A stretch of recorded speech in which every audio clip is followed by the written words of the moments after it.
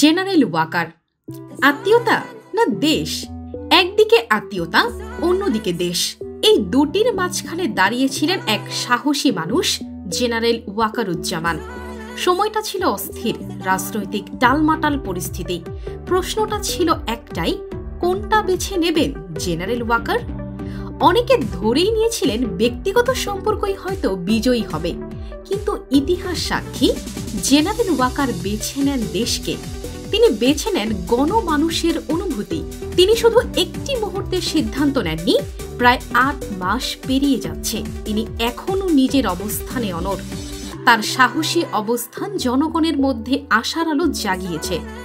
অবাধ ও গ্রহণযোগ্য নির্বাচনের পক্ষে তার স্পষ্ট সমর্থন জনমনে আস্থা তৈরি করেছে। জনগণের পাশে থাকার প্রতিশ্রুতি, একজন দেশপ্রেমিকের অঙ্গীকার।